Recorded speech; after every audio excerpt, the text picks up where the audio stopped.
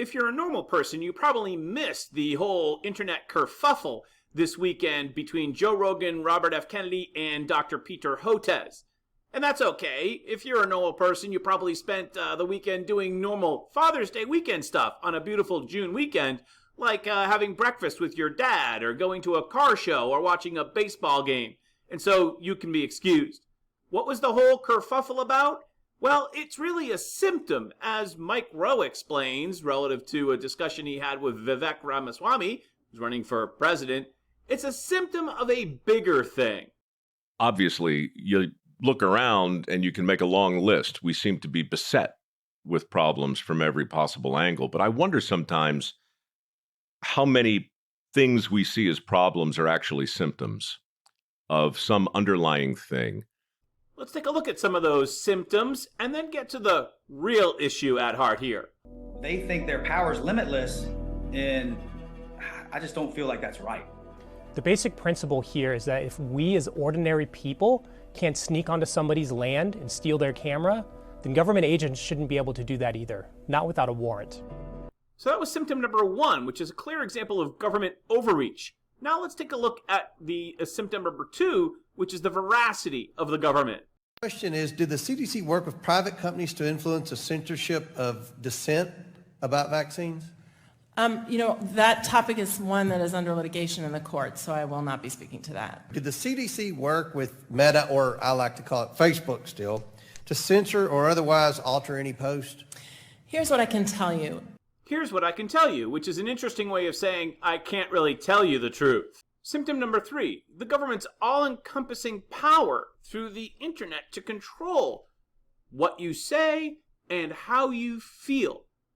Pentagon's Secret Service trawls social media for mean tweets about generals from The Intercept. A document shows Protective Services Battalion uses sophisticated surveillance tools that can pinpoint anyone's location.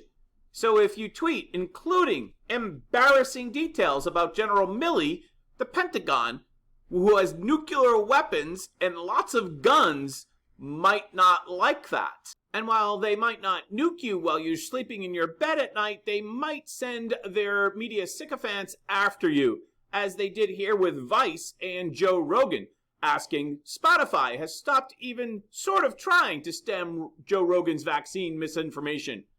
A recent conversation between Joe Rogan and Robert F. Kennedy Jr. makes that clear.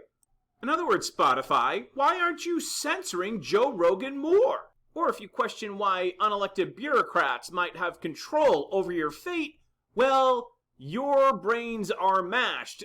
You might as well go outside, light some fireworks in your mouth, says Ben Collins from NBC News. Ride a motorcycle, do whatever you want, except attend a drag show for some reason. That small light box that you're sitting in front of you all day is making you molt. After all, you're just a regular person. You're not special. Some people are more equal than others. Some people are even historic. They'll tell you. Many things that made me incredibly proud to be at that podium during this historic moment. Again, this is a historic administration. I'm a historic figure, and I certainly walk in history every day, but this is also a historic making administration because of this president. Boy, that takes a special type of hubris, but if you don't obey, you are clearly despicable. You identify with the gender, with the sexual organ that you're born with, and you're with. That's basically what you're saying, which is really despicable. It's not an opinion that we're expressing this school. No, it's not. And if you don't like it, you need to go to a different school. So I'm reporting you. You're not entitled to an opinion. It's not an opinion. I'm reporting you. You're going to be on double secret probation for a thought crime. In other words, if you're an independent thinker, they mean to destroy you. Sometimes they actually let that slip out. Here's so-called Congresswoman Plaskett explaining. Having Trump not only have had the codes, but now having the classified information for Americans and being able to put that out and share it in his resort with anyone and everyone who comes through should be terrifying to all Americans, and he needs to be stopped. Oh, don't worry. She's another historic person. She's not going to get in trouble. After all, remember, you're the fascist. Here's Peter Hotez. He's the one that's in the kerfuffle with Robert F. Kennedy Jr. and Joe Rogan. Here he is on May 9th I'm quite concerned about the Elon Tucker link. Fold them in with Joe Rogan and RFK Jr. and it becomes pretty formidable coalition of neo-fascist leanings. In some ways, darker and perhaps more dangerous than Trump. But I just think there's a time and a place for a debate. I don't think a historian of World War II should debate a Holocaust denier. So there you have it. If you question the government, you're effectively a Holocaust denier, basically a Nazi. So what are all of these symptoms of? What is the bigger evil here? Modern state-directed mind control, as pointed out by Eric Weinstein over the weekend. We don't know how much anti-science quackery was dressed up as the science, because the science doesn't engage science. And you could replace science with the same analogy about whether or not the government can steal a camera, which belongs to you, off a tree in your yard because they want it. Where does the line exist? The fundamental question of our republic, of the power of the state versus the power of the individual. That is the question that we're asking ourselves today.